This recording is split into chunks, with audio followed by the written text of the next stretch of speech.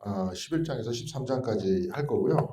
아마 다음 주가 되면 이제 그 압살롬이 반란을 일으키는 그 내용들이 나오거든요. 이제 반란을 일으키는 그 내용들을 자세하게 이제 뭐 처음부터 이렇게 하나하나 짚어가면서 할 이유는 별로 없을 것 같아요. 그래서 필요한 부분만 봐서 아마 다음 주에는 한 18장까지 한꺼번에 막 점프할 수 있을 것 같습니다. 그리고 이제 한 그렇게 한 두 번, 세 번 더 하면 사무엘하는 아마 이제 끝날 수 있을 것 같은데 여태까지 다윗이 누굽니까 그 사울한테 쫓기다가 이제 그렇게 살다가 나름대로 신앙적 순수성들을 지켜나가면서 그렇게 살아왔었는데 이제는 그 좀 변했어요. 역변됐어요. 본인 스스로가 지배자가 됐어요. 예, 그렇죠? 그렇게 되면서 다윗이 어떻게 변하고 이 가운데에서 또 어떤 식으로 다윗이 몰락하는지. 근데 이 모든 모습들을 한번 살펴보면 여러분들 어떻습니까? 지금 우리가 그래요. 우리가 이제 그 사람인지라 겉으로 이야기할 때는 우리가 하나님과 늘 동행하기를 바란다. 그렇죠? 하나님과 늘 동행하고 하나님께서 무엇을 주시든 우리는 그건 다 받아들이고 어, 이것이 이제 기쁨이 됐든 슬픔이 됐든 다 받아들이겠다. 이 저기 제가 여기서 가끔 말씀드리는 사람 중에서 마이스터 에카르트라는 분이 계세요. 마이스터 에카르트라는 분이 계신데 이분이 이제 여기서도 한번 말씀드렸을 겁니다. 우리는 왜 하나님을 젖소같이 섬기냐? 젖소 젖소같이 섬기냐? 왜냐니까 아니 왜 뭐 맨날 버터 달라 그러고 우유 달라 그러고 치즈 달라 그러고 이제 고기까지 달라 그러고 그죠? 소가 참 불쌍합니다. 이게 가만히 보니까 딱 주다가네 진짜. 근데 왜 하나님을 그렇게 섬기냐? 왜 달라고 그러냐? 그러면서 마이스터 에카르트가 이렇게 표현한 건 뭐냐면 하나님을 있는 그대로 이렇게 사랑할 수가 없답니다. 여러분 어떻게 생각하십니까? 그렇잖아요. 있는 그대로 사랑할 수 없겠네요. 만약에 이제 부부간의 관계도 마찬가지인 것 같아요. 저 남편이 나한테 뭘 해줘서 사랑한다라고 조건을 붙이게 되면 그 다음부터 그거 안 해주면 어떻게 할 겁니까? 옛날에는 좀뭐 자주 쓰라고 용돈도 좀 많이 주고 말이지. 뭐 생일 때 돼가지고 선물도 자꾸 이렇게 잘 사오고 그러더니 이제는 시간이 지나니까 저 사람이 왜 저렇게 됐는지 모르겠다. 그러면 이제 불만들이 나올 거잖아요. 그러니까 이런 조건들을 특별히 많이 따지게 되면 지금 미국 같은 경우에는 그 이혼 사건의 가장 큰 원인 중에 하나가 치약 뚜껑이라면서요. 치약 뚜껑 안 닫았다. 처음에 처음에 그냥 넘어가다가 이제 점점 눈에 들어오기 시작합니다. 그러니까 이제 이혼율을 낮추기 위해서 요즘에는 치약이 뚜껑으로 안 나오고 캡으로 나옵니다. 뭐 이제 이렇게 돼요. 그러니까 자꾸 이렇게 된다는 거예요. 하나님도 마찬가지다. 왜 하나님 있는 그대로 사랑하지 못하느냐. 근데 우리가 이제 신앙을 지킨 사람들 다음 주에도 렉셔너리 같은 걸 이렇게 쭉 보니까 나중에 이제 요셉이 형들한테 그 애굽으로 이렇게 팔리잖아요. 보니까 이제 못된 짓을 하잖아요, 그렇죠? 못된 짓을 하죠. 뭐 형들 자꾸 아버지한테 이렇게 고자질하는 사람이었어요. 요셉이 거기서도 나와요. 아버지한테 말했다. 그러니까 아버지한테 자꾸 고자질하고 아버지는 개만 또 싸고 돌고 그러니까 형들이 얼마나 보기 싫겠어요. 그래가지고 이제 나중에 죽이겠다 그러다가 큰형이 그래도 어떻게 동생인데 죽이냐. 그래서 이제 애굽에 팔죠. 파는 게 아니라 구덩이에다 집어넣죠. 그러다가 이제 어떻게 팔려서 애굽으로 가는데 근데 그 사람이 이제 영특한 사람이었어요. 그리고 성경책에 있는 말씀으로는 하나님께서 함께하여 주셔서 언제나 일을 성실하게 잘했고 일 처리도 잘했다. 그래서 그 사람이 노예로 끌려갔다가 나중에 굉장히 높은 위치까지 올라가잖아요. 자, 그 위치에 올라가서 나중에 자세가 역전됐습니다. 형들이 이제 형들의 목숨을 자기가 왔다 갔다 할 수 있을 만한 자리에 딱 가 있었어요. 자, 그럼 어떻게 할 것 같습니까? 그 형들도 아니죠, 솔직히 얘기해서.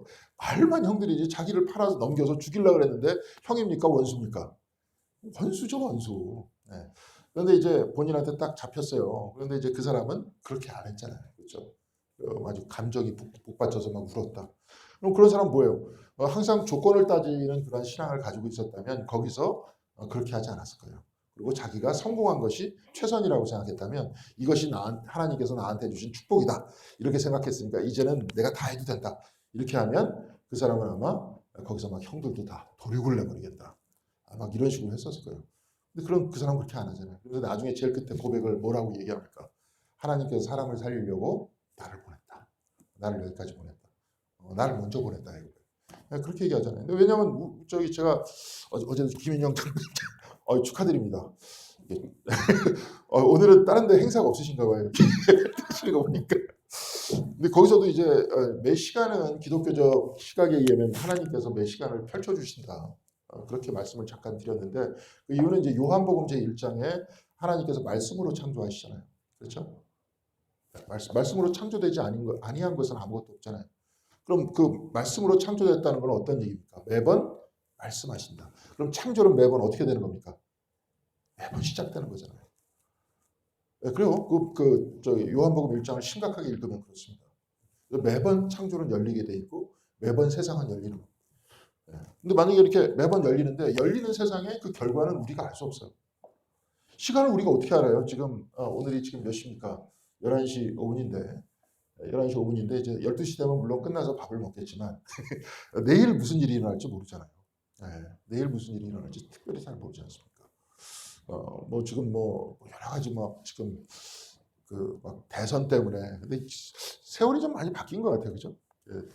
갑자기 그 올 초에 대선이 시작되고 막 올림픽도 있고 막 코로나도 있고 그러다 보니까 영 대선 분위기는 아닌 것 같습니다. 하여튼 분위기는 그런데 여하튼간에 그 사람들은 이거저거 막 따지면서 대선을 하려 그러죠. 해가지고 막 이제 하려 그러는데 그것도 어떻게 될지도 모르잖아요, 그렇죠? 몰라요. 어떻게 알아요? 사람들의 마음을 누가 누굴 찍을지 어떻게 합니까? 지금 얘기를 안 하는데 특별히. 근데 그런 것도 그렇고 앞으로도 한국 사회가 어떻게 될지도 어떻게 알아요? 지금 일본하고 지금 무역 갈등이 꽤 있었잖아요. 그렇죠? 그렇죠? 근데 대부분의 사람들이 생각할 때 걱정 많이 했죠. 일본하고 붙으면 저 어떻게 될까? 근데 오히려 그 데미지는 누가 입었습니까? 지금 일본이 심각하게 입었어요. 거기는 좀 그런 것 같아요. 고지고대로의 어떤 문화는 좋은 것 같은데 저번에도 뭐 코로나19 이렇게 벽에다가 그래프 붙여놓은 거 보니까 아직까지도 이렇게 벽에다 붙이더라고요. 그 사람들은. 그렇죠? 본 적 있어요? 아직도 이렇게 공문서 결제한대요. 그걸로. 한국에서는 전혀 안 하는데. 그러니까 이제 자꾸 이게 이렇게 하다 보니까 처져요. 그러니까 우리 저기 여기 계신 분들한테 소니라는 그 브랜드가 굉장히 크죠. 소니가 크잖아요. 저는 워커맨 세대예요. 워커맨. 여기 계신 분들은 아마 소니 텔레비전 막 그런 때였었을 거예요. 그러니까 우리나라 전자제품 하나도 못 만들었을 때 거기서 세계 최고의 수준의 전자제품들이 나왔잖아요. 근데 제 딸애한테 소니 얘기하면 그거 왜 쓰냐고 그래요. 그딴 거 왜 쓰냐고. 지금 왜냐하면 거의 전자제품을 집약적으로 할 수 있는 것이 그거지 않습니까? 저기 저 핸드폰이잖아요. 근데 삼성 거하고 상대가 안 되기 때문에 지금 그렇게 이야기를 해요. 그러니까 미래는 어떻게 될지 모르는 거예요. 펼쳐지는 그 시작점에만 우리가 있을 뿐이고 하나님께서 이렇게 할 뿐이지. 그러니까 요셉도 딱 지나고 보니까 그 섭리가 하나님의 섭리가 그랬다. 나 몰랐다. 하나님께서 그렇게 하셨다는 거니까. 애초부터 그걸 알았더라면 견딜 수 있었겠지만 요셉은 그런 걸 전혀 몰랐잖아요. 이 인간의 한계가 마찬가지로 그런 것 아닙니까? 시간을 뛰어넘어서 우리는 알 수 없지 않습니까? 그 상황 속에서 계속 그것만 쳐다보고 있을 수밖에 없잖아요. 그러니까 거기서 어떤 섭리에 복종하면서 살아나갈 수밖에 없다, 인간은. 그러니까 우리는 누굴 믿어야 되느냐? 상황을 믿으면 안 돼요. 상황은 좋아질 수도 있고 나빠질 수도 있습니다. 기독교인들한테 상황이 다 좋아지면 기독교인들은 다 백만장자가 됐을 겁니다. 여기 계신 분들도 물질적으로 모든 면에서 다 걱정 없이 될 거예요. 근데 그렇지 않잖아요, 우리가. 그러니까 우리는 하나님을 사랑한다. 이건 많이 봤죠. 지금도 뭐 한참 대선판에서 뭐 무속이 어쩌다 자꾸 얘기를 하고 있지만 무속의 특징은 뭐냐면 경전이 없어요. 경전이. 네? 경전이 있다 그래도 뭐 무가집 같은 거 있죠. 노래 같은 거 이런 거만 있지. 이렇게 우리가 지금 읽고 있는 성경 같은 게 없어요. 이런 말씀이 없어요. 그러니까 그럼 어떤 식으로 결과가 이루어지겠습니까? 이런 것들이 없으니까 그 결국은 사람들이 어떤 종교를 갖게 될 때 결국은 어떤 것들을 원하게 되는 거죠? 그냥 잘 먹고 잘 사는 그런 것들 요구하겠죠. 그렇게 요구하고 무리도 많아요. 여러분들 저기 성역책 중간에 보면 사무엘상 하에는 별로 기록되어 있지 않지만 열왕기상 하라든지 예언서라든지 거기서 끊임없이 나와 있는 그런 이야기들이 무슨 얘기입니까? 우상숭배 얘기예요. 그렇죠? 근데 왜 이렇게 우상숭배를 했을까요? 왜 그랬을 것 같아요? 네? 왜 그랬을 것 같아요? 관사님. 하지 말라는데 좀 안 했으면 좋겠는데 끊임없이 하잖아요. 왜 그랬었을 것 같아요? 그러면 벌 받는다 막 계속 얘기했는데도 불구하고 우상숭배를 계속했다. 이 이야기는 그래서 이 에카르트가 얘기했던 얘기하고 비슷한 얘기인데 하나님은 지구한 데 계시잖아요. 하나님을 섬기기가 힘들어요. 예수님을 따라가기도 힘들고. 그렇죠? 뭐 바울 같은 경우에 나는 매일 죽는다. 매일 십자가에 못 박혀 죽는다. 우리가 지금 새벽 기도에도 사도행전을 읽고 있지만 사도행전을 딱 펼쳐들면 막 바울이 박해받고 막 돌아다니더라도 원망 한마디 안 하고 그냥 박해받으면 딴 데 가라고 그러나 보다 그러면서 거기서 복음을 전합니다. 마케도니아에서 쫓겨나니까 그리스 쪽으로 내려왔다가 그리스에서 또 쫓겨나니까 배 타고 또 딴 데 가요 그냥. 그러면서 이것은 뭐예요? 그리스도의 상처가 그러니까 그리스도께서 내 안에 계시다. 나는 그리스도와 동행하고 있다. 나한테 그리스도의 흔적이 있다. 그렇게 이야기하는 거예요. 그래서 본인도 몸이 건강이 안 좋은데 나는 오히려 이것이 그리스도의 흔적이다. 그러면서 예수를 따라가잖아요. 본인이 대부분 그냥 우리가 알고 있었을 때의 신앙 자세처럼 그냥 잘 먹고 잘 살겠다. 사람들한테 존경받고 살겠다. 그런 삶의 목표를 본인이 가지고 있었으면 기독교인이 되지 말았어야죠. 그 사람은 충분히 배울 만큼 배운 사람이었고 거기서 자소지방에서 랍비로 살면서 신분도 로마인이었고 로마인이 10%도 안 됐어요. 거기서는 나머지 다 노예였습니다. 자유인이 10%도 안 됐어요. 그러니까 로마인이라는 건 엄청난 특권이었습니다. 그리고 그 특권에 본인이 스스로 가지고 있는 지식에 자기는 충분히 잘 살 수 있었죠. 근데 버린 건 뭐 때문에 그렇습니까? 그리스도인이었기 때문에 버렸잖아요. 이게 쉽지 않잖아요. 이렇게 사는 게. 그렇죠? 안 쉬워요. 안 쉬워요. 다 그냥 잘 되길 원하는 거죠. 그러니까 이제 모든 종교 안에서는 다 그런 게 있어요. 다 잘 되길 원하는 거. 근데 그때마다 계속 걸을 수 있는 것은 이런 성경도 있고 신학자들도 있고 그럴 때마다 개혁 운동도 있고 그러면서 이렇게 버텨오는 거예요. 근데 무속 같은 경우에는 그게 되지 않는 게 뭐냐? 경전이 없어요. 그러니까 거기에 대해서 자각의 목소리가 나올 수가 없어요. 그러니까 그냥 좋으면 좋은 대로 가면 그냥 좋으면 좋은 대로 가는 겁니다. 원래 그러는 거예요. 나중에 이제 그것에 대해서는 원래 이제 그 엘리아데라는 이것만 얘기하고 성경 말씀 들어가겠습니다. 엘리아데라는 사람이 저희 루마니아의 종교학자인데 이 사람이 얘기하는 샤머니즘이라는 게 뭐냐? 그 아카이 테크닉 오브 엑스타시라는 표현을 써요. 이게 뭐냐면 고대 엑스타시의 기술이에요. 이렇게 엑스타시로 들어가는 기술 그런 것들이 샤머니즘이다. 그런 얘기예요. 그러면서 이 사람 같은 경우에는 그게 모든 종교의 원형이다. 모든 종교는 다 엑스타시로 들어가고 싶어 하지 않냐. 그러니까 엑스타시를 어떻게 정의하느냐에 따라 다른데 기독교식으로 얘기하면 하나님과의 만남으로 들어가려고 한다. 세상을 넘어가려고 한다. 불교에서는 해탈하려고 한다. 그러면 여기서는 그러면 샤머니즘도 그거 아니냐. 그렇죠? 근데 그 사람은 그렇게 얘기를 하는데 이런 형태의 기술은 이게 왜냐하면 사라진 이유가 뭐냐 경전이 없기 때문에 다 사라지고 이게 엑스타시고 뭐 이제 중요한 게 아니고 하나님과 합의를 되는 게 중요한 게 아니고 다 어느 쪽으로 가는 겁니까? 그냥 기륭하고 해가지고 돈 받는 거. 나중에 이것이 중심이다. 이건 뭐 들어가나 마나 무슨 소리지? 여러분들 한마디로 우리 기독교식으로 얘기해 보겠습니다. 은혜 받는다고 해서 돈이 나옵니까? 떡이 나옵니까? 네? 하나님을 만났다 해서 돈이 나와요? 떡이 나와요? 내가 정말 하나님 체험했다. 내가 그래서 이제 부활하신 그리스도와 만났다. 바울과 같이. 그래서 이제 죽음을 이겼다. 그래서 신앙적 확신이 있었다. 우리는 그거를 위해서 산다. 라고 얘기하는 것은 신앙인이 이렇게 얘기하는 거지. 그냥 일반적인 사람의 눈으로 봤을 땐 그렇다고 돈이 나옵니까? 떡이 나옵니까? 뭐가 나와요? 아무것도 안 나오잖아요. 그렇죠? 네, 그런 거예요. 그래서 신앙이라는 것은 여러 번 말씀드렸지만 자기 자신의 존재의 문제입니다. 내가 어떻게 어떤 사람이 되느냐. 돈이 아니라 어떤 사람으로 살 거냐. 우리 인간한테 가장 큰 문제는 결국은 죽음에 대한 문제인데 이것을 어떻게 극복할 수 있겠느냐. 성서에서는 그것을 어떻게 이야기해 주느냐. 하나님께서는 영생에 대해서 어떻게 얘기해 주느냐. 그래서 이렇게 이야기가 나옵니다. 자, 오늘 그래서 다윗이 여태까지는 잘 나갔어요. 잘 나갔다가 이제는 몰락하기 시작합니다. 근데 몰락하더라도 몰락이 끝나는 거냐? 그렇지 않습니다. 오히려 이 과정 속에서 여태까지 하나님과 동행하면서 굉장히 영광만 받던 그런 사람이었었는데 이제는 우리와 같은 평범한 사람으로 같이 가는 거예요. 고통을 많이 당하고 자기 자신의 잘못도 저지르다 보니까 그 다음에 무너지고 뭐 이런 것들을 오늘 보여주고 있습니다. 자, 사무엘하 11장 그 모습에 대해서 오늘 이제 특별히 사무엘하 11장 그다음에 12장 그리고 13장에는 다윗의 자식들이 어떻게 다윗을 닮아 있느냐 하는 모습들을 살펴보도록 하겠습니다. 사무엘하 11장 1절 2절 같이 읽겠습니다. 시작. 그 해가 돌아와 왕들이 출전할 때가 되매 다윗이 요압과 그에게 있는 그의 부하들과 온 이스라엘 군대를 보내니 그들이 암몬 자손을 멸하고 라빠를 에워쌌고 다윗은 예루살렘에 그대로 있더라. 자, 뭐 좋게 얘기하면 지휘관이니까 그렇죠. 장군이니까 왕이니까 자기는 예루살렘에 있고 사람들은 다 보냈다 이거예요. 네.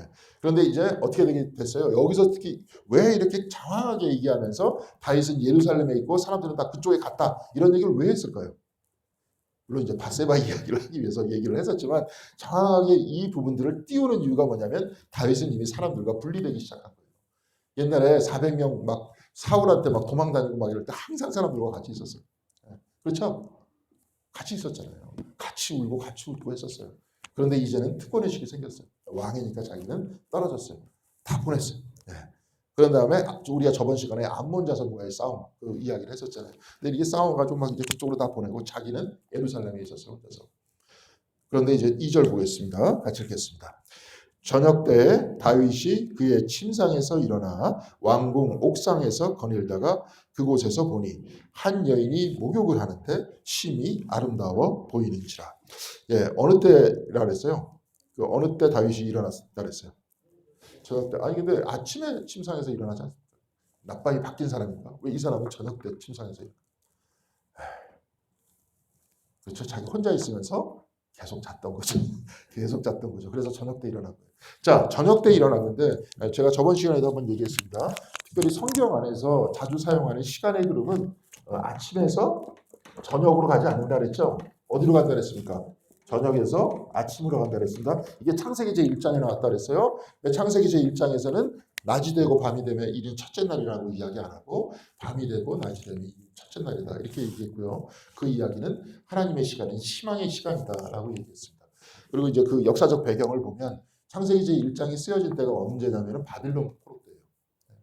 바빌론 포로. 그러니까 밤이 되고 낮이 됐다. 그럼 무슨 뜻입니까? 바벨론 포로가 끝나고 어디로 가는 거예요? 다시 이스라엘로 돌아가는 거예요. 바로 그 희망의 시간이라는 거예요. 예, 보니까 제가 이제 요즘에 막 자전거를 돌리다가 영화 중에서 1917이라는 영화 보셨어요? 네? 안 보셨어요? 액션 영화를 주로 봐야 그러니까 덜 힘들기 때문에 이 1917년에 이제 이게 어떤 사건이냐면 영국의 실질적으로 나타난 실화래요. 근데 여기서 공격 중지 명령을 내려야 되는데 요즘엔 핸드폰 같은 게 있잖아요. 그래서 공격하지 마 그러면 핸드폰으로 전화 걸든지 무전기로 좋은 걸로 얘기하면 되는데 거리가 멀리 떨어져 있었기 때문에 무전기도 닿지 않고 전령을 보내요. 거기까지. 그러니까 독일군들이 함정을 파고 저 기다리고 있기 때문에 공격하면 몰살당한다. 그러니까 사람들로 2명을 보내가지고 이쪽에서 뭐예요? 공격하지 말게 시켜. 그런데 이제 여기서 이제 막 2명이서 가다가 그 중에 한 명이 죽어요. 그래가지고 이제 막 어떻게 해가지고 거기까지 가. 여기서 주인공이 공격하지 말라는 장군님의 명령입니다. 이렇게 얘기를 하니까 여기서 지휘하는 그 중령이 웃기지 마라. 그러면서 오늘 저녁이면 저 독일군 군대 거기를 다 점령할 수 있다. 내가 이걸 위해서 여태까지 얼마나 기다렸는데 그러느냐. 그러니까 이제 장군의 편지를 갖다 줘요. 갖다 줘서 읽으라고. 쭉 보니까 공격을 중지해라. 그렇게 얘기를 한 다음에 거기서 그 사람이 그렇게 얘기합니다. 희망이라는 건 굉장히 위험하다. 무슨 말씀인지 아시겠죠? 왜 위험한 거예요? 저기 중령한테는 희망이 위험한 게 오늘 내로 전쟁이 끝날 거다라는 희망을 가지고 있었기 때문에 그대로 갔었으면 어떻게 됐습니까? 함정에 빠져갖고 다 전멸을 당했겠죠, 그렇죠? 그러니까 자기는 그 희망을 가지고 빨리 전쟁을 좀 끝내고 싶어. 피곤해 죽겠어요, 아주. 자기도 맨날 그냥 살해 위협에 시달리고 맨날 사람들 죽어가는 모습을 보니까 너무 힘든 거예요. 그러니까 여기서는 그런 희망이 있어요. 그 사람은 그런 희망이 있었는데 여기서 그 전령이 뛰어왔을 때 며칠에 걸쳐서 그냥 죽을 위협을 무릅쓰고 뛰어간 그 이유는 또 어떻게 뛰어갔습니까? 이 사람은 뭐 때문에 뛰어갔어요? 이 사람도 역시 마찬가지로 내가 저기로 갈 수가 없는 거예요. 그 적진의 중간에 독일군들이 굉장히 많은데 거기를 뚫고 지나가기가 쉽지가 않은 거예요. 그 사람을 움직일 수 있는 힘도 역시 마찬가지로 희망이잖아요. 그렇죠? 그러니까 니체라는 철학자가 뭐라고 얘기했냐면 희망은 제일 나쁜 거라고 그랬어요. 희망 고문이라는 말 있잖아요. 자꾸 희망을 포기하면 그냥 우리가 포기하면서 재밌게 살 수 있는데 희망을 계속 가지고 있기 때문에 우리의 고통이 계속 연장된다는 거예요. 고통당하는 사람한테. 근데 모든 희망이 다 그렇지는 않다는 거죠. 여기서 쭉 보니까 1917년에서 보니까 이 사람도 한 사람이 희망을 버리고 중간에 포기했더라면 어떻게 됐을 뻔했습니까? 전령이 포기했으면 어떻게 될 뻔했어요? 다 몰살당한 거죠. 중령도 마찬가지로 이 사람은 나름대로 지겨우니까 빨리 자기 자신이 희망을 가지고 끝냈으면 좋겠다라고 자꾸 또 그랬었으면 또 어떻게 되는 거야. 그러니까 우리가 보니까 이 두 가지가 있네요. 좋은 희망과 나쁜 희망이 있어요. 어떻게 평가하는지 모르겠지만 결과론적으로 그렇게 되는 거예요. 누가 어떻게 될지 모르겠지만. 네. 그러니까 여하튼 간에 아침이 되고 저녁이 되가 것이 아니라 저녁이 되고 아침이 되면서 끊임없이 희망을 놓지 않았을 때 결과론적으로 봤을 때 이스라엘은 바빌론에서 돌아갔습니까? 못 돌아갔습니까? 이스라엘로 돌아갔죠. 돌아갔잖아요. 이걸 놓지 않았을 때. 유대인들도 마찬가지입니다. 2000년 동안 자기 땅에서부터 쫓겨났다가 물론 지금 뭐 유대인들이 욕을 그냥 하죠. 바가지로 먹고 있지만 결국은 이 사람들도 뭐예요? 자기 나라를 회복할 것이라는 꿈을 놓지 않았기 때문에 가지고 있었던 거 아니에요. 만약에 중도에 포기했었으면 지금 집시같이 됐겠죠. 집시. 집시라는 데는 나라가 없잖아요. 네? 나라가 없어요. 유럽에 한번 가보신 분 알겠지만. 네. 걔네들 뭐 그래가지고 걔네들은 세금도 안 내고 그래요. 나라가 없기 때문에. 근데 먹고 살 수 없으니까 뭘로 먹고 삽니까? 남이 돈 훔쳐가지고 먹고 살아요. 특별히 이태리 같은 데. 여하튼 그래요. 그렇게 됐겠죠. 그러니까 이제 이런 부분도 있습니다. 그래서 쉽게 판단하면서 쉽게 결론을 내리면 안 된다. 여기서 그런 이야기가 나와요. 근데 여하튼 저녁 때 다윗이 침상에서 일어났다. 이 뜻은 뭐냐면 하루를 시작해야 되는 거예요. 거기서 아침을 향해서 시작해야 되는데 그 아침을 향해서 시작할 때는 어떻게 해야 되는 거예요? 그러면 경건한 신앙인이라면 기도로 시작해야 되는데 아침에 어떻게 했습니까? 옥상에서 거닐다가 그 중에서 어떻게 됐어요? 여인이 목욕하는 걸 봐요. 이제부터 망가지기 시작을 하는 거예요. 하나님을 향해서 저녁 때에서부터 아침을 향해서 가는 게 아니라 자기 자신의 욕망을 향해서 가기 시작하는 거죠. 그러면서 이렇게 쭉 보는데 그 다음에 이제 우리가 예수님께서 어떻게 이제 10이 아름다워 보였다 그랬잖아요. 근데 마태복음 한번 보겠습니다. 마태복음 5장 27절 여러분 다 아는 말씀이에요. 5장 27절에서부터 28절까지.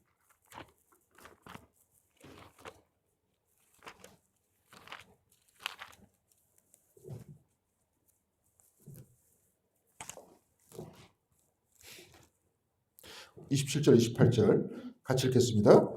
또 간음하지 말라 했다는 것을 너희가 들었으나 나는 너희에게 이르노니 음욕을 품고 여자를 보는 자마다 마음에 이미 간음하였느니라. 이게 이제 여러분 잘 보세요. 제가 여러분들한테 꼭 말씀드리고 싶은 건 뭐냐면 여태까지 기독교 안에서 그 구원이라는 그 형태를 너무 죽은 다음에 천국 간다는 것에만 집중하고 있었기 때문에 예를 들어서 여러분 그런 거 보이죠? 예수님께서 이 마태복음 이게 산상수훈 지금 다 끝내신 다음에 제일 끝에 뭐라고 말씀하시냐면 내 말씀을 듣고 행하는 자는 반석 위에 집을 짓는다 이렇게 표현했어요. 그러면서 또 산상수훈에서도 이런 말씀하시죠. 나더러 주여 주여 한다고 천국에 들어가는 게 아니다. 내가 하는 말씀대로 행해야지 천국에 들어간다 그랬어요. 자 그러면 이제 나중에 바울 서신이 딱 나옵니다. 행함으로 구원받는 게 아니라 믿음으로 구원받는다 그랬어요. 둘 중에 어느 게 맞습니까? 주님께서는 행해야 된다 그랬잖아요. 근데 바울은 행위가 아니라 믿음으로 구원받는다면서요. 그럼 어느 게 맞아요? 그럼 여러분들한테 어느 게 편할 것 같아요? 둘 중에. 행함이 편해요? 믿음이 편해요? 믿음이 편하죠? 믿었다 그러면 되니까. 네. 그런데 이제 그 얘기가 어떤 얘기냐면 죽어서 천국 가는 것들을 이야기를 하기 때문에 자꾸 우리가 너무 부담되는 거예요. 제가 하나님 앞에서 여기서 죄인 아닌 사람이 어디 있습니까? 손 들어보세요. 난 당당하다. 천국 가다. 지금 죽어도 난 된다. 권사님 지금 손 드신 거예요. 박명덕 권사님. 네, 하여튼 그렇지 못하지 않습니까? 자기가 자기를 아니까. 근데 죽음이라는 것도 두려운데 거기서 영멸이라는 지옥은 더 두렵기 때문에 그런 거예요. 그런데 사실은 거기서는 그 말씀이 아니에요. 천국이라는 것은 특별히 저는 이렇게 말씀드리고 싶은데 모든 죽음 이후의 모든 것들은 하나님께 맡길 수밖에 없는 거예요. 우리의 존재성이라 그러죠. 우리가 지금 여기서 의식을 가지고 제가 여러분들을 쳐다보고 있고 여러분들이 저를 쳐다보고 있는데 이게 어떻게 그렇게 됐습니까? 물론 이제 생물학적으로 그렇게 얘기하겠죠. 엄마 아빠하고 만나고 결혼해서 나 낳기 때문에 그래. 이렇게 얘기했지만 그 영국의 그 비트겐슈타인이라는 철학자는 뭐라고 얘기하냐면 세상이 어떻게 만들어졌느냐가 신비한 게 아니라 내가 그냥 세상에 지금 있다는 게 신비롭대요. 내가 왜 있게 된 이유를 모르겠다는 거예요. 자기는. 그 이야기는 내가 검증할 수 없는 다 추론에 근거하고 있다는 거예요. 아까도 얘기했지만 엄마 아빠 만나서 결혼해갖고 막 어떻게 내가 증명 못하잖아요. 내가 몰랐으니까. 그런 것들 다 추론이라고 그래요. 그러니까 그런 거 다 가짜라는 거지. 명확한 건 뭐냐? 있는데 내가 설명을 못해. 그러니까 신비롭다는 거예요. 그렇죠? 그런 거예요. 그러니까 이제 우리는 거기서 보자는 거죠. 그 이후의 것들은 다 하나님한테 맡길 수밖에 없어요. 그게 그래서 믿음이에요. 그럼 여기서 천국에 들어간다는 것은 지금 우리의 삶 속에서 그리스도와 동행하는 천국인데 거기서 내가 믿기만 하고 행동을 안 한다. 그럼 어떻게 될까요? 그러면 그냥 믿기만 하고 그때만 끝나는 거예요. 그때만. 자, 쉽게 얘기하겠습니다. 내가 열심히 운동을 해야지. 그러면서 여기서 기도를 열심히 했는데 운동을 안 하면 그럼 어떻게 되는 거예요? 자, 하다 보니까 그런 거죠. 내가 어떻게 그럼 선행을 하면서 살겠다라고 결단만 하고 그런 것이 좋다라고 여기서 선언하고 그렇게 하겠습니다. 믿습니까? 하고 안 하면 내 삶 속에서 선행이 없는 거죠. 기쁨이 없는 거죠. 생각해 보세요. 항상 사람이 이게 보면서 어떤 사람 이런 사람 있잖아요. 막 그 유형이 어떤 잘못된 것만 이렇게 보이는 사람들이 있어요. 근데 이건 어쩔 수가 없어요. 이게 그 사람의 성격이고 유형이기 때문에. 근데 그게 너무 힘들어 자기는. 저도 이제 힘든 게 있어요. 예, 이거 저희 후반기에 할 겁니다. 애니어그램. 저도 나름대로 괴로운 게 있어요. 쓸데없이. 왜냐하면 저는 자꾸 감정상으로 받아들여요. 머리로 받아들이는 게 아니라 가슴으로 받아들이는 유형이에요. 그러니까 상처를 오래 받고 잘 뭐라 그럴까 못 빠져나와요. 여기서. 이런 내가 너무 힘들어요. 사실. 저도 아주 짜증이 날 정도. 그냥 아무것도 아닌 건데 아무것도 아닌 걸 못 받아. 그러니까 이제 이런 단점들이 있죠. 그죠? 그 단점들이 있는데 그런 모든 단점들이 사실 이제 막 성경을 읽으면서 갑자기 평안해져 마음이. 예수님 말씀 들으면서 널 무한대로 사랑한다. 하나님의 무한한 사랑.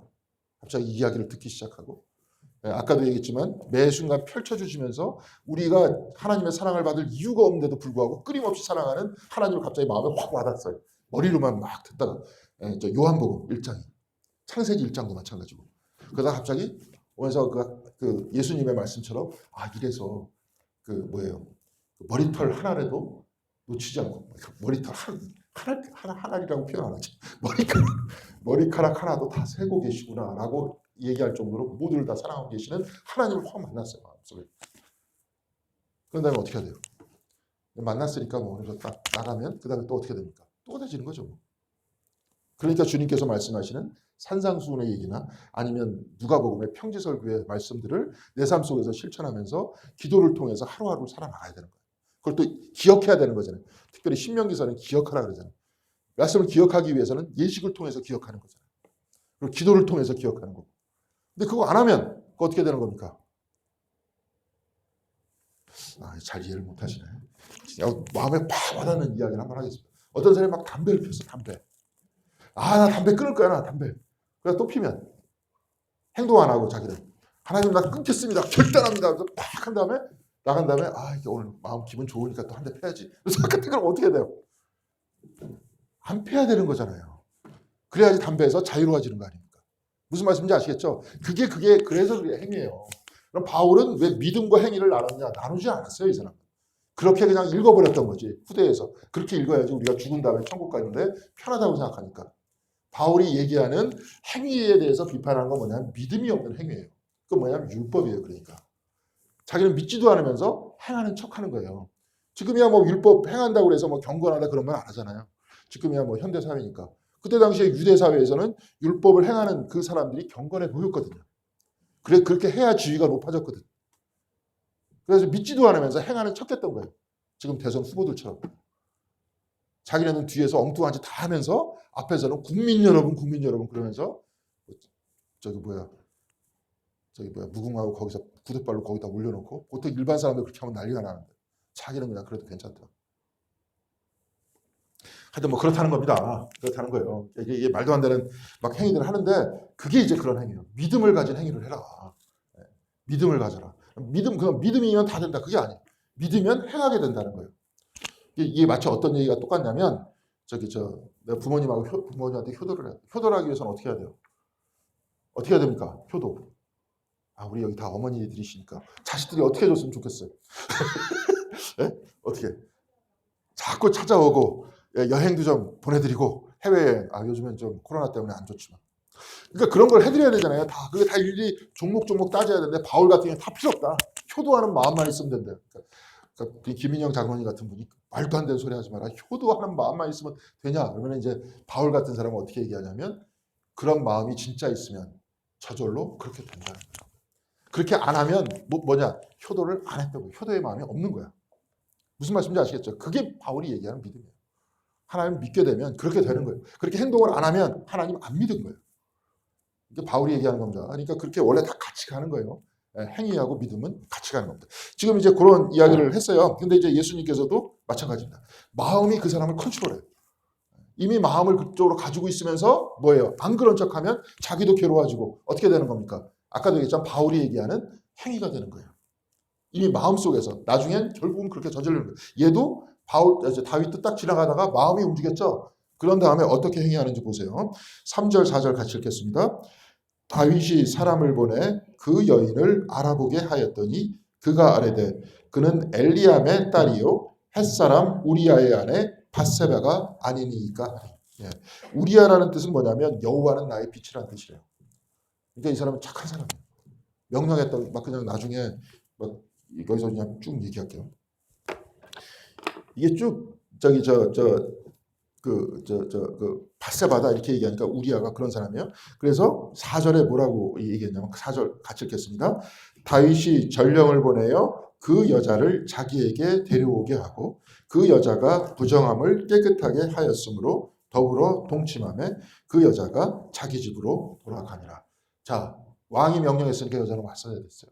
그래가지고 동침했어요. 지금 이거는 지금 뭡니까? 십계명 중에서 간음하지 말라 나오죠. 간음하지 말라 하는 명령을 어긴 겁니다.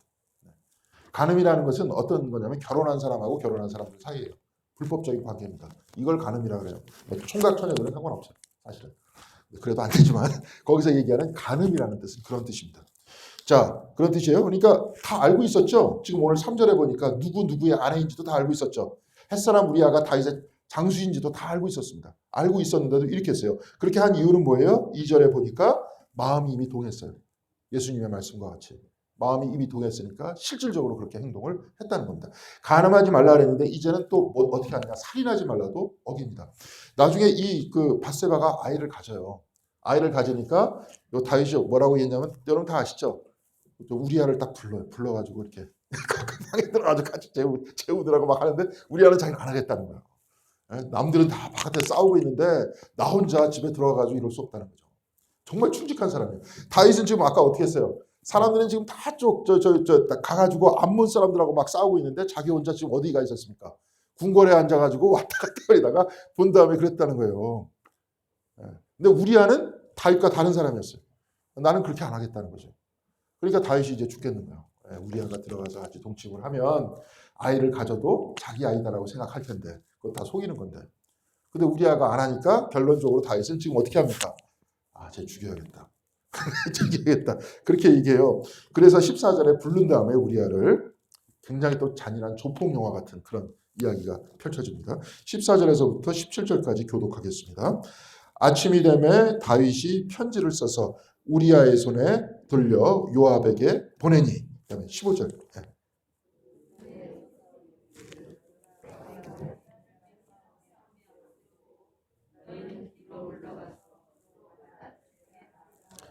자, 다윗이 명령한 거죠, 지금 14절에. 근데 그 편지를 누구 손에 들려갖고 보내요? 우리아에. 그러니까 우리아는 완전히 자기한테 좋은 편지인 줄 알았을 거 아니에요. 그래갖고 신뢰하면서 받고 가져가가지고 갖다 줬는데 그 편지가 자기 죽이라는 소리였어요. 그 영화에서나 나올 법한 얘기 아닙니까? 영화에서는. 그러니까 16절 제가 읽겠습니다. 요압이 그 성을 살펴 용사들이 있는 것을 아는 그곳에 우리아를 두니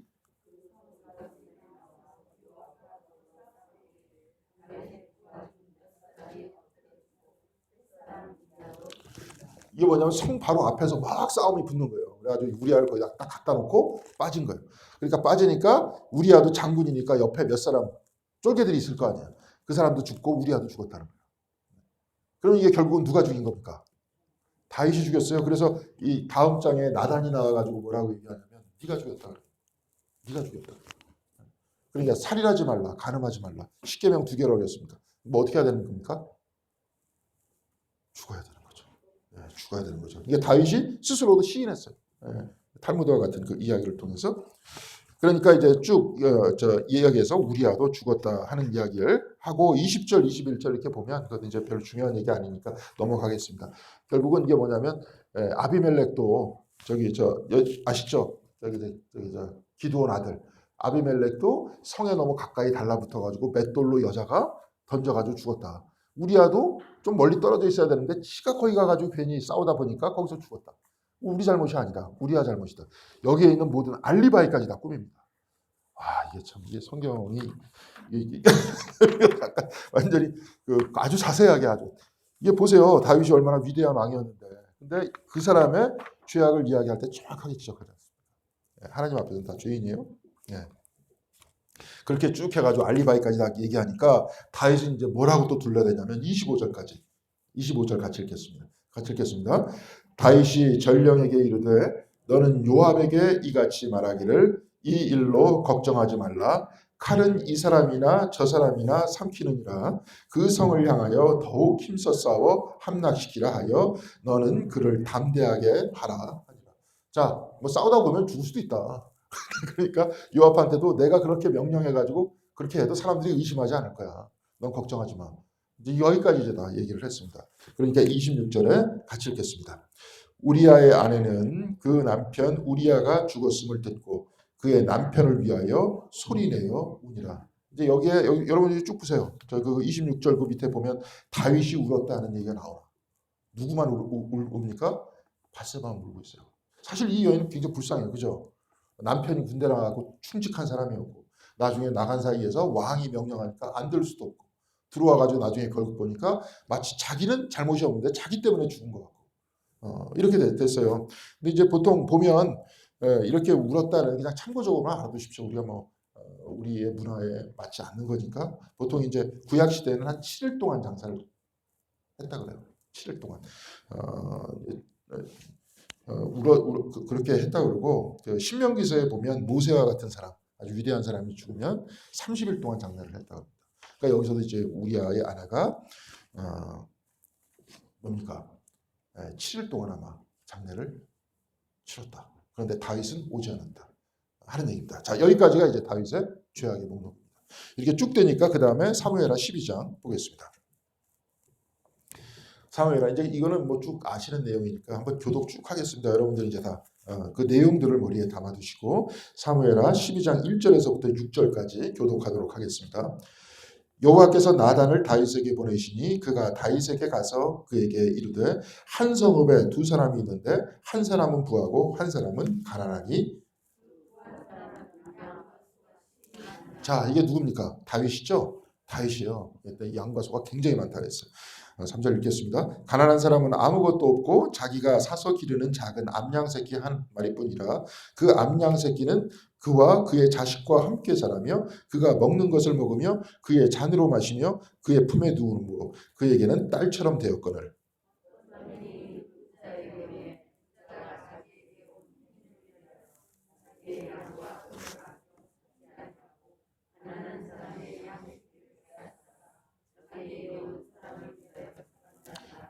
여기서 이제 우리아의 얘기 다 나오죠. 이제 다윗의 얘기 이제 쫙 나옵니다. 이게 다 그런 얘기예요. 그래서 5절 읽겠습니다. 다윗이 그 사람으로 말미암아 노하여 나단에게 이르되 여호와의 살아계심을 두고 맹세하노니 이 일을 행한 그 사람은 마땅히 죽을지라.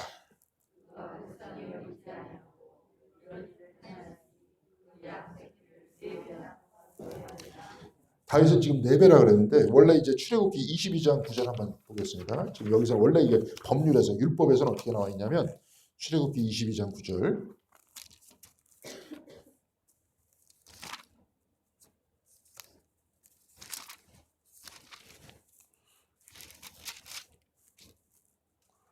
출애굽기 22장 9절 큰 목소리로 같이 읽겠습니다. 어떤 이름 물건 즉 소나 낙이나 양이나 의복이나 또 다른 이름 물건에 대하여 어떤 사람에게 이르기를 이것이 그의 것이라 하면 양편이 재판장 앞에 나아갈 것이요 재판장이 죄 있다고 하는 자가 그 상대방에게 갑절을 배상할지니라. 2배가 원래 2배예요. 2배. 그러니까 남의 거 뺏으면 훔치면 2배를 갚아야 되는 거예요. 근데 다윗은 갑자기 4배라 그랬죠. 그렇죠. 4배라 그런 사람은 원래 있었습니다. 삭개오가 나중에 남의 것을 토색한 일이 있으면 4배를 갚겠다 그랬어요. 그건 뭐냐면 세리라는 사람은요 다 토색하면서 살거든요. 세리라는 사람 다 뺏으면서 사는 사람이에요. 왜냐하면 자기 분급이 없기 때문에. 그러니까 로마에서 그 사람이 100원을 받아들였다면 100원을 벌었다면 20원이 세금이다. 그러면 세리한테 20원 가지고 와. 그러면 세리는 뭘 먹고 삽니까? 못 먹고 살잖아요. 그러니까 그 사람한테 40원 내. 그런 다음에 자기가 20원 갖고 로마에다가 20원 주는 그런 삶을 했었어요. 그러니까 삭개오가 갑자기 앞에서 세리였는데 내가 남의 것을 토색하는 일이 있으면 4배나 갚겠다. 그게 무슨 뜻입니까? 나 다 재산 포기하고 주님 따르겠습니다. 진짜로 그랬어요. 그래서 삭개오가 초대교회의 감독이었습니다. 그래서 이름이 정확하게 나온 거죠. 삭개오라는 사람. 이 사람이 원래 이랬던 사람이다. 그러다가 주님을 따라서 나중에 성직자가 된다 하는 것을 보여주기 위해서 그랬던 거예요. 여기서는 4배나 갚겠다 했어요. 이 다윗한테 지금 4배는 뭐냐면 괘씸죄, 괘씸죄. 괘씸죄예요. 원래 율법에는 2배로 돼 있었는데 다윗이 듣다 보니까 얘는 2배로 안 될 것 같아. 4배로 갚아야 돼. 근데 그게 누굽니까? 바로 자기 자신이라는 거예요. 그래서 7절 같이 읽겠습니다. 나단이 다윗에게 이르되 당신이 그 사람이라. 이스라엘 하나님 여호와께서 이와 같이 이르시기를 내가 너를 이스라엘 왕으로 기름 붓기 위하여 너를 사울의 손에서 구원하고 그다음에 8절 읽겠습니다. 내 집의 주인을 내게 주고 내 주인의 아내들을 내 품에 두고 이스라엘과 유도 족속을 내게 맡겼느니라. 만일 그것이 부족하였을 것 같으면 내가 내게 이것저것을 더 주었으리라. 부족하다 그러면 달라면 다 주었을 거다. 근데 왜 뺐느냐? 다 너한테 다 줬다. 그러면서 제일 중요한 게 뭐냐면 8절에 맡겼느니라고 이거 죽을 것 같아요. 맡겼다. 우리도 맡긴 거예요. 창조도 사실은. 피조물도 다 맡긴 겁니다. 내 게 없어요. 죽을 때 다 가져가실 겁니까? 뭐 가져갈 수 있을 것 같아요? 못 가져가니까 막 자꾸 관에다 집어넣는데 그냥 집어넣으면 그거 거기서 뭐 합니까?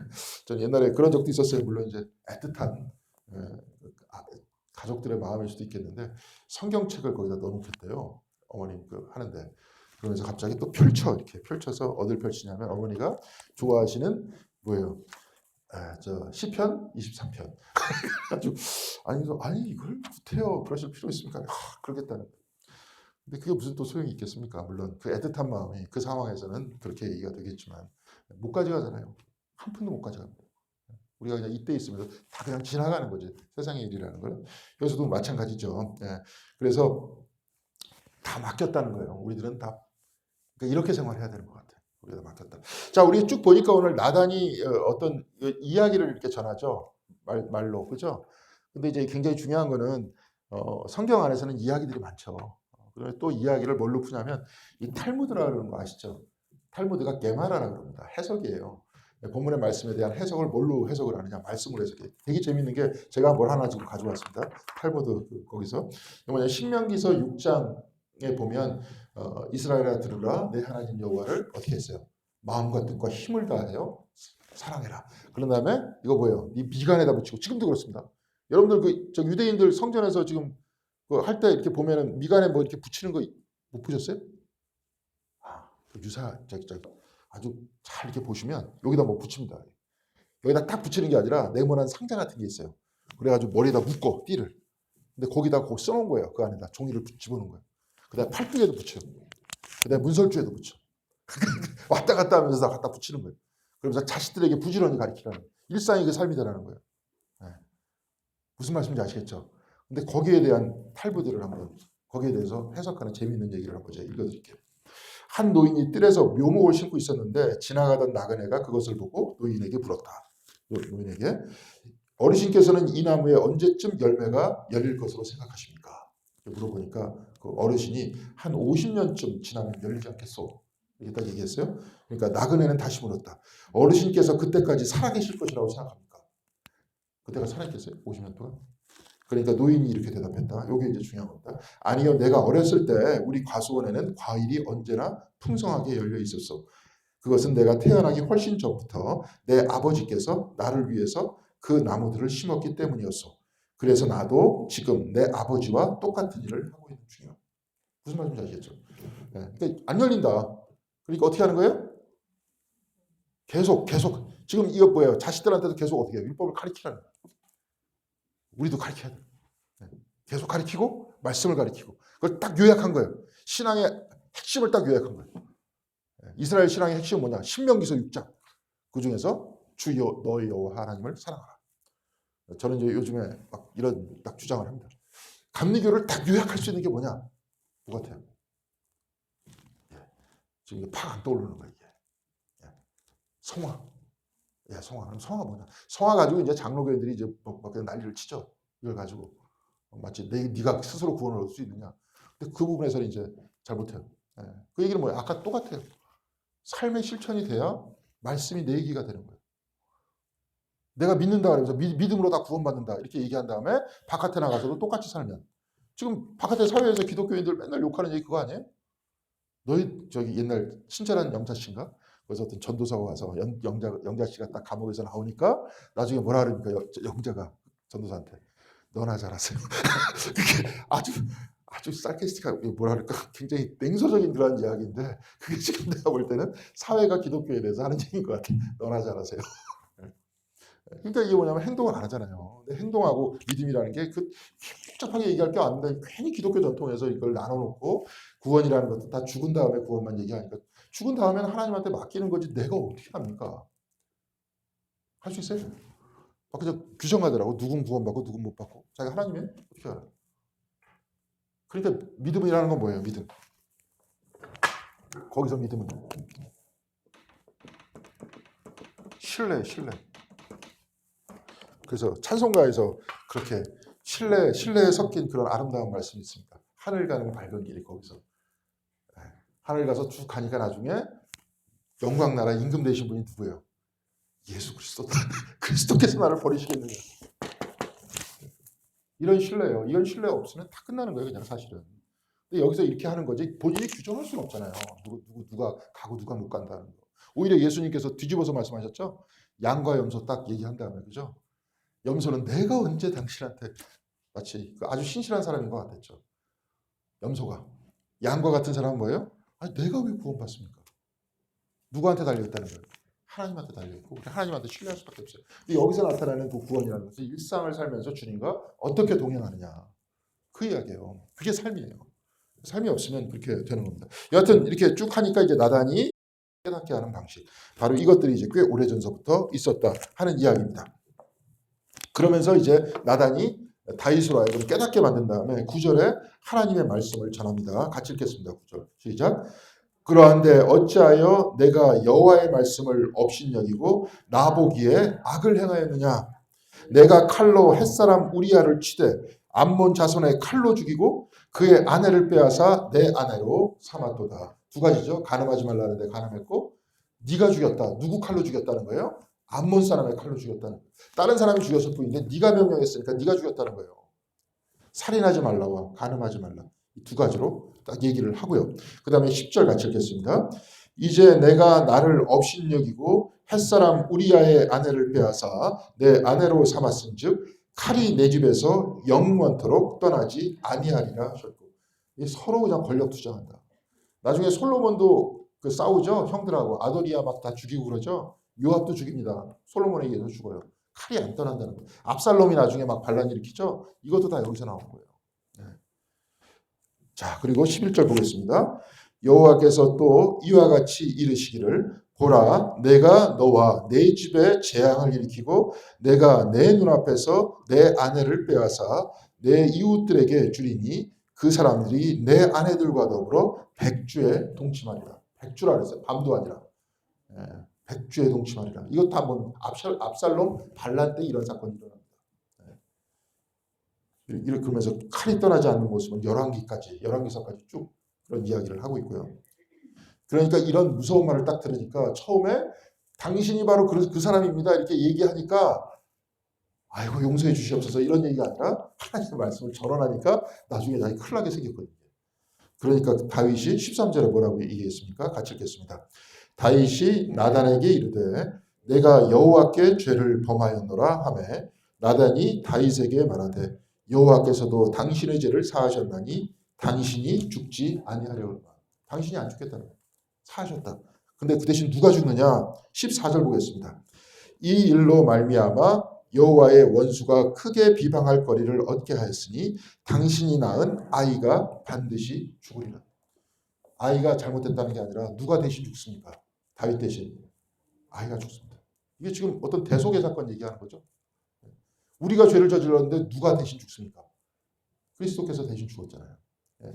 그래서 나중에 몰트만 같은 사람은 십자가에 달리신 하나님이라는 책 안에서 그래서 삼위 하나님, 삼위일체, 삼위 하나님 안에는 뭐가 있느냐? 고통이 들어있다. 아버지의 고통, 아버지의 눈물과 아들의 고통이 들어가 있다. 예. 그래서 누구 때문에 그러냐? 우리 때문에 그렇다. 우리가 다윗인데 누가 죽었습니까? 그리스도께서 죽었는 거예요. 다윗이 잘못을 저질렀는데 지금 누가 죽어요? 다윗의 아들이 죽잖아요. 여기 다 어머니시니까 한번 다 아시겠습니다. 자식하고 여러분하고 딱 같이 죽어야 되는 상황이 딱 있다.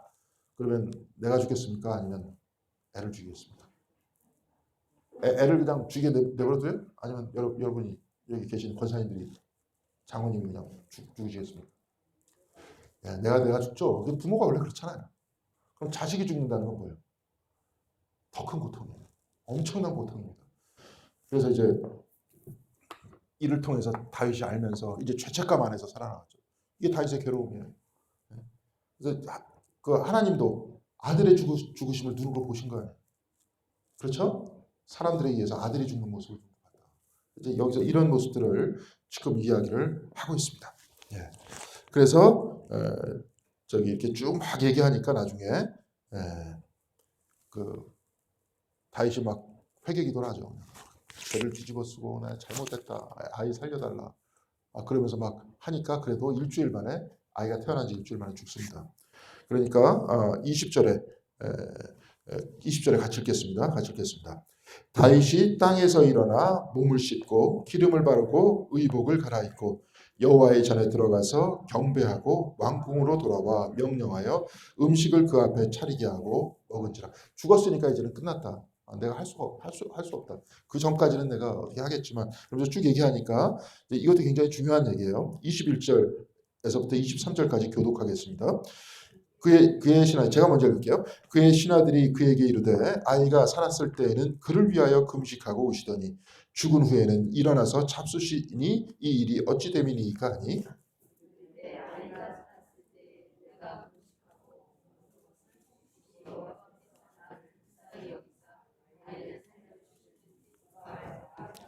같이 읽겠습니다.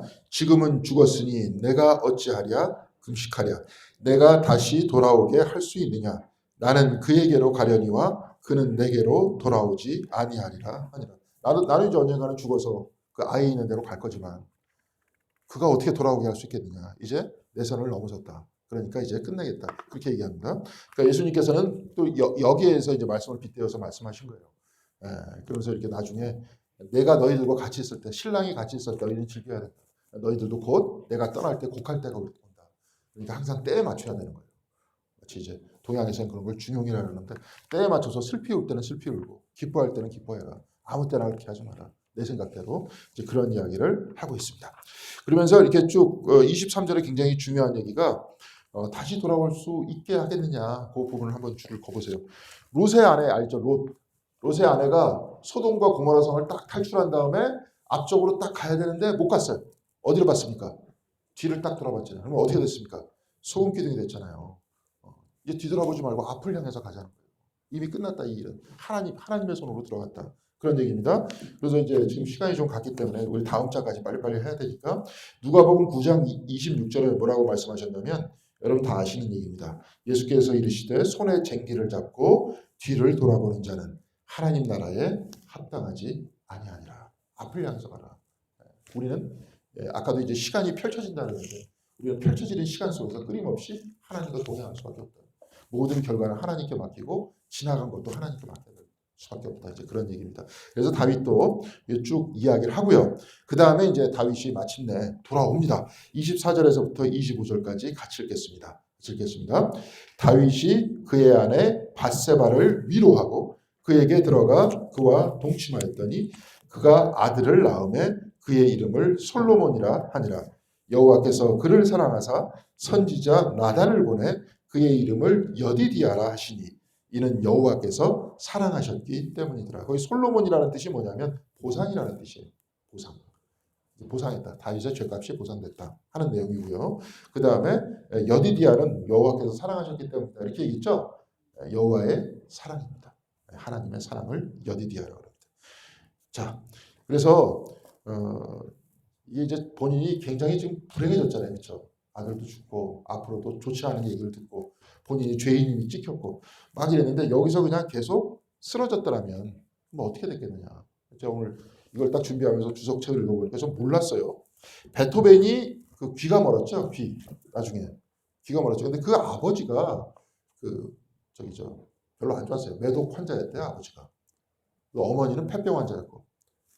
그래가지고 이제 나중에 그렇게 되면 그렇게 된다 그러더라고요 잘못하면. 근데 이제 그 상황이 그렇다 그래갖고 자기 스스로를 비관하지 않았다. 요번에도 이제 제가 저기 쇼트트랙 그렇게 하는 거 탈 때 보니까 거기서 되게 재미있는 친구가 있더라고요. 우리나라 그 저기 팀에서만 나오는 사람 머리 핑크색으로 물들인 사람 봤어요? 머리 핑크색으로. 근데 그 사람 되게 재밌게 살더라고 인생을. 핑크색으로 물들이는 것도 재밌는데 옆에서 뭐 오징어 게임 같은 거 하는 거, 뽑기 같은 거 이렇게 만들어가지고 옆에 네덜란드 팀한테 갖다 주기도 하고 거기서 이렇게 잘 못하면 물총으로 쏴요. 거기서도 막 그러면서 재밌게 놀아. 근데 거기서 그 사람 하는 것들을 가만히 보니까 그거 어차피 똑같이 인생 힘들게 사는데 그렇죠? 힘들게 사는데 저렇게 창의적으로 재밌게 살고 있는 사람도 있구나 하는 것들을 많이 봤어요. 오늘 여기도 마찬가지입니다. 똑같이 살아나가는데 본인한테 처해져 있었던 신세를 계속 비관하면서 거기서 탈출하지 못하면 자기한테만 손해죠. 근데 여기서도 베토벤은 극복해내잖아요. 그렇죠? 다윗도 지금 솔로몬을 통해서 극복해내고 있는 과정이에요. 본인도 이제 앞으로 계속하고 막 칼이 떠나지 않겠다 그러지만 그 굉장히 불행하게 말년을 보낸 것 같지만 저 압살롬 때문에도 불행하게 보냈고 그렇게 하는 것 같지만 다윗이 뭐예요? 시편에서 시를 가장 많이 썼죠. 하나님을 찬양하는 찬양의 시도 가장 많이 썼습니다. 그런 걸 쭉 이야기를 해요.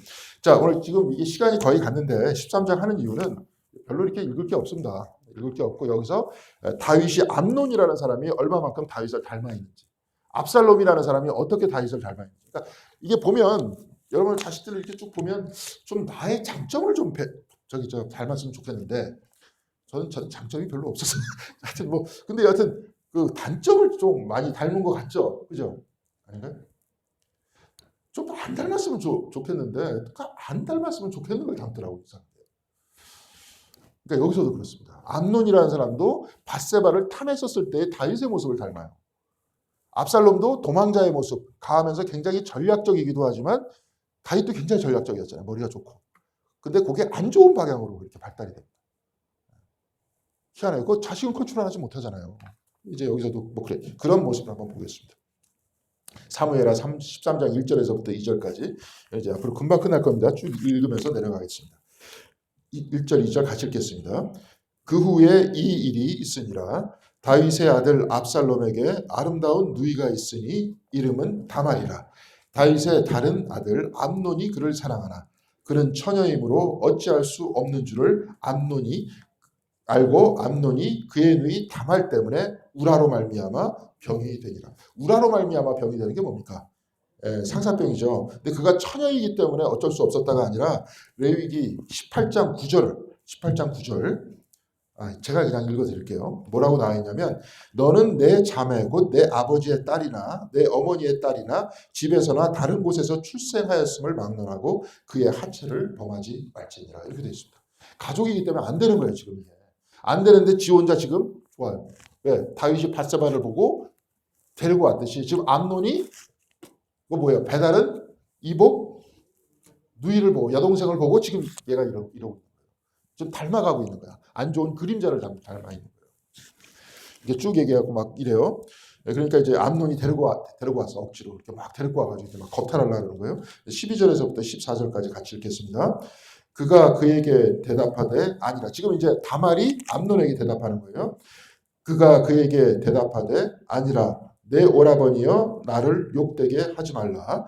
이런 일은 이스라엘에서 마땅히 행하지 못할 것이니 이 어리석은 일을 행하지 말라.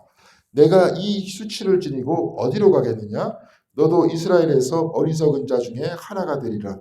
이제 청하졌는데 왕께 말하라. 그가 나를 내게 주기를 거절하지 아니하시리로다 하되 암논이 그 말을 듣지 아니하고 다말보다 힘이 세므로 억지로 그와 동침하니라.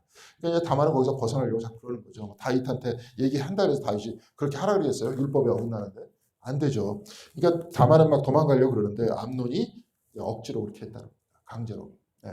지금은 뭐요? 밧세바하고 하는 거하고 다 비슷하죠, 그죠? 이렇게 한 거예요. 밧세바도 역시 마찬가지로 나와 있지 않지만 그렇게 얘기했었을 거 아니에요. 네. 가늠하지 말라 그랬는데 왜 그러느냐. 근데 여기는 똑같이 이제 이렇게 얘기를 합니다. 자, 그래서 15절에 되게 재밌는 게 이 인간이 사랑한 게 아니었어요. 15절에 보겠습니다. 같이 읽겠습니다. 그리하여 암논이 그를 심히 미워하니 이제는 미워하는 미움이 전에 사랑하던 사랑보다 더한지라.